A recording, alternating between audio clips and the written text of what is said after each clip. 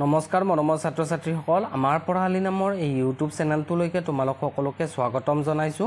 এই ভিডিঅ'টোত তোমালোকৰ অসমীয়া পাঠ্যপুথিখনৰ দ্বিতীয় অধ্যায় পক্ষী আৰু মানুহ নামৰ পাঠৰ সকলোবিলাক প্ৰশ্ন উত্তৰ আলোচনা কৰিম। গতিকে ভিডিঅ'টো তোমালোকে শেষলৈকে চাবা। যদি ভাল পোৱা তেন্তে লাইক কৰিবা, কমেন্ট কৰিবা, লগৰ বন্ধু বান্ধৱীলৈকে শ্বেয়াৰ কৰিবা আৰু যদিহে চেনেলটো সাবস্ক্ৰাইব কৰা নাই তেন্তে এতিয়াই সাবস্ক্ৰাইব কৰি বেল আইকনটো দবাই ৰাখিবা যাতে এনেকুৱা ধৰণৰ ভিডিঅ'সমূহ তোমালোকে ভৱিষ্যতলৈকে পাই থাকা। বলাচোন এতিয়া আমি প্ৰশ্ন উত্তৰসমূহ আলোচনা কৰোঁ আহা।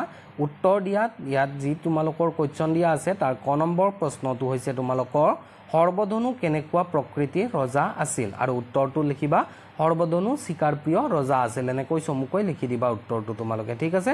তাৰপিছত খ নম্বৰ প্ৰশ্নটো কি হৈছে সৰ্বধনু ৰজাৰ প্ৰিয় খাদ্য কি আছিল। উত্তৰটোত লিখিবা সৰ্বধনু ৰজাৰ প্ৰিয় খাদ্য আছিল চৰাইৰ মাংস, ঠিক আছে। তাৰপিছত গ নম্বৰ প্ৰশ্নটো সাধুটোত মানুহৰ উপকাৰী প্ৰাণী বুলি কাক কোৱা হৈছে। উত্তৰটোত তোমালোকে লিখিবা সাধুটোত চৰাইক মানুহৰ উপকাৰী প্ৰাণী বুলি কোৱা হৈছে।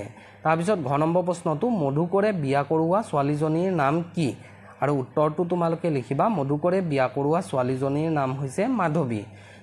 ঙ নম্বৰ প্ৰশ্নটো হৈছে তোমালোকৰ মধুকৰে ৰজাক ৰাইজৰ মংগলৰ বাবে কি কৰিবলৈ উপদেশ দিছিল। উত্তৰটো হ'ব মধুকৰে ৰজাক ৰাইজৰ মংগলৰ বাবে চৰাই চিকাৰ কৰা কাৰ্য এৰিবলৈ উপদেশ দিছিল, ঠিক আছে। তাৰপিছত কোনে কাক কেতিয়া আৰু কিয় কৈছিল বহলাই লিখিব দিছে। ক নম্বৰ প্ৰশ্নটো চাইছোঁ আচলতে চৰাইবোৰ খেতিয়কৰ বন্ধু, গতিকে প্ৰজাৰ মংগলৰ বাবে আপুনি চৰাই চিকাৰ কৰিবলৈ এৰি পেলাওক। এই কথাষাৰ কোনে কাক আৰু কেতিয়া কৈছিলে লিখিব লাগে। উত্তৰটো চাবা উক্ত কথাষাৰৰ বক্তা হৈছে মধুকৰ। এদিন ৰজা সৰ্বধনুৱে চিকাৰ কৰি থকা অৱস্থাত মধুকৰ নামৰ যুৱকজনে ৰজাক চিকাৰ কৰিবলৈ বাধা দি উক্ত কথাষাৰ কৈছিল। এইখিনিলৈকে লিখি দিলে তোমালোকৰ আনচাৰটো কমপ্লিট হৈ যাব।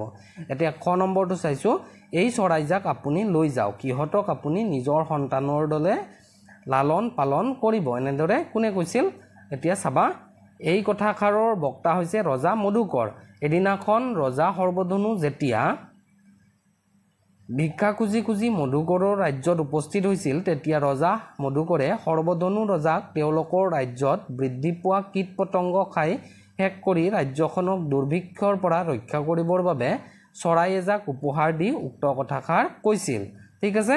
এতিয়া আমি কাৰণ দৰ্শাই লিখা প্ৰশ্ন আছে। ক নম্বৰটো সৰ্বধনু ৰজাৰ ৰাজ্যত কিয় বৰষুণ নোহোৱা হ'ল। উত্তৰটো হ'ব সৰ্বধনু বৰ চিকাৰপ্ৰিয় ৰজা আছিল।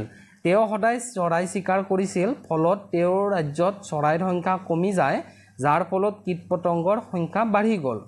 সেইবাবে পথাৰৰ শস্য গছ গছনি পাত আদি খাই সকলো শেষ কৰিলে, ইয়াৰ ফলত বৰষুণো নোহোৱা হ'ল। তাৰপিছত খ নম্বৰ প্ৰশ্নটো কীট পতংগৰ সংখ্যা বৃদ্ধিয়ে সৰ্বধনু ৰাজ্যত কি সমস্যাৰ সৃষ্টি কৰিলে। উত্তৰটো চাবা সৰ্বধনু ৰাজ্যত কীট পতংগৰ সংখ্যা বৃদ্ধি হোৱাত ৰাজ্যৰ পথাৰৰ শস্য খাই শেষ কৰিলে।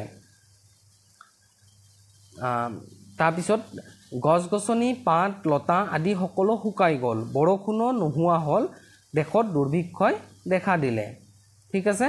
তাৰপিছতটো গ নম্বৰ প্ৰশ্নটো হৈছে মধুকৰে সৰ্বধনুক কেনেদৰে সহায় কৰিছিল। উত্তৰটো হ'ব মধুকৰে সৰ্বধনুক চৰাই এজাক দি সহায় কৰিছিল। মধুকৰে সৰ্বধনুক চৰাইজাক দিছিল যাতে সেই চৰাইজাকে সৰ্বধনু ৰাজ্যত বৃদ্ধি পোৱা কীট পতংগবোৰ খাই শেষ কৰে আৰু ৰাজ্যখন পুনৰ দুৰ্ভিক্ষৰ পৰা উদ্ধাৰ হয়, ঠিক আছে। তাৰপিছৰ প্ৰশ্নটো হৈছে ৰজা সৰ্বধনুৱে ভিক্ষা খুজি গৈ কাৰ ৰাজ্যত উপস্থিত হৈছিলগৈ, তাৰ পাছত তেওঁৰ কি হৈছিল বুজাই লিখা। উত্তৰটো ৰজা সৰ্বধনুৱে ভিক্ষা খুজি গৈ মধুকৰ ৰজাৰ ৰাজ্যত উপস্থিত হৈছিল। মধুকৰে ৰজা সৰ্বধনুক দেখাৰ লগে লগে চিনি পাই আদৰ সাদৰেৰে ৰাজকাৰেঙৰ অতিথিৰূপে আদৰি নি নিজৰ পৰিচয় দিলে। ৰজাই নিজৰ কুকৰ্মৰ ফলত যে এনে কুফল ভোগ কৰিবলগীয়া হ'ল সেই কথাও ক'লে আৰু ভৱিষ্যতে কেতিয়াও চৰাই বধ নকৰিবলৈ উপদেশ দিলে। শেষত নিজৰ ৰাজ্যৰ চৰাই এজাক সৰ্বধনু ৰজাক উপহাৰ দি তেওঁৰ ৰাজ্যত এৰি দিবলৈ কৈ বিদায় দিলে, ঠিক আছে। তাৰপিছৰ প্ৰশ্ন চাবা তলৰ বাক্যবোৰ পাঠৰ কথাৰ লগত মিলাই শুদ্ধকৈ লিখা। ক নম্বৰটো আছে সৰ্বধনু নামৰ ৰজাজনে চৰাইৰ মঙহ খাবলৈ বেয়া পাইছিল। উত্তৰটোত লিখিবা তোমালোকে সৰ্বধনু নামৰ ৰজাজনে চৰাইৰ মঙহ খাবলৈ ভাল পাইছিল। উত্তৰটো খ নম্বৰটো হৈছে ৰজা সৰ্বধনুৱে মধুকৰ নামৰ যুৱকজনক খং কৰা নাছিল। উত্তৰটোত তোমালোকে লিখিবা ৰজা সৰ্বধনুৱে মধুকৰ নামৰ যুৱকজনক খং কৰিছিল। গ নম্বৰ প্ৰশ্নটো কীট পতংগবোৰে খেতি বাতি ৰক্ষা কৰে। উত্তৰটোত হ'ব কীট পতংগবোৰে খেতি বাতি ধ্বংস কৰে। ঘ নম্বৰটো হৈছে ৰজা মধুকৰে সৰ্বধনু ৰজাক চিনি নাপালে। উত্তৰটোত লিখিবা ৰজা মধুকৰে সৰ্বধনু ৰজাক চিনি পালে।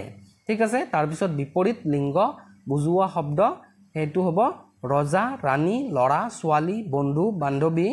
ঠিক তেনেদৰে যুৱক, যুৱতী, দৰা, কইনা। এতিয়া শব্দবোৰ ভাঙি দেখুৱাবলৈ দিছে। শব্দবোৰ ইয়াত তোমালোকক যেনে পদ দিয়া আছে মধুকৰে, শব্দটো হ'ব মধুকৰ, তাৰ লগত এ বিভক্তি যোগ হৈছে মধুকৰে হৈছে। গতিকে মধুকৰেটো মধুকৰ যোগ এ। ঠিক তেনেকৈ যুৱকে যুৱক যোগ এ, ইয়াত তোমালোকৰ এই দাড়িডাল আঁতৰাই দিবা, যুৱক যোগ এ। তাৰপিছত আছে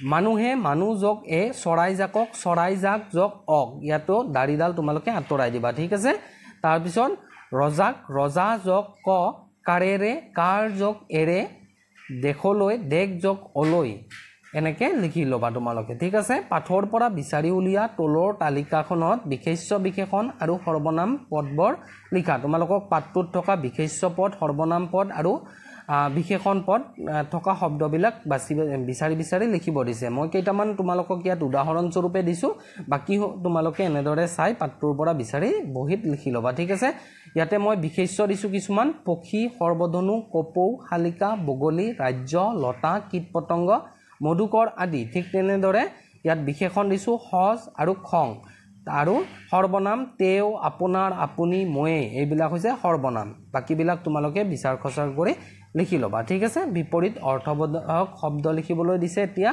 প্ৰিয়, অপ্ৰিয়, ভয়, অভয়, বন্ধু, শত্ৰু। তাৰপিছত আছে তোমালোকৰ সুফল, কুফল, অনুচিত, উচিত, পুৰস্কাৰ, তিৰস্কাৰ, অপকাৰী, উপকাৰী, মংগল, অমংগল আছে তোমালোকে মংগল লিখিবা, অনুপস্থিত, উপস্থিত। ঠিক আছে, এতিয়া বাক্য ৰচনা কৰিবলৈ দিছে: আদৰ সাদৰ, বিনীতা বৰ আদৰ সাদৰত ডাঙৰ হোৱা ছোৱালী। তাৰপিছত খ নম্বৰটোত আছে লালন পালন, মাক দেউতাক ঢুকোৱাৰ পিছত ল'ৰাটোৰ লালন পালনৰ দায়িত্ব মমায়েকৰ গাত পৰিল।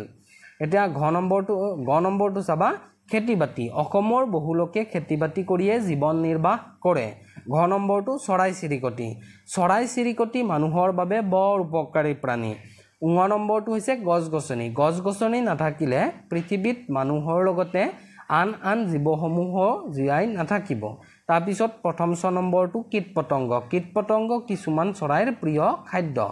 গতিকে মৰমৰ ছাত্ৰ ছাত্ৰীসকল, আজিৰ ভিডিঅ'ত আমি ইমানখিনি আলোচনা কৰিলোঁ। আশা কৰোঁ তোমালোকে এই ভিডিঅ'টোৰ দ্বাৰা উপকৃত হ'বা। ধন্যবাদ।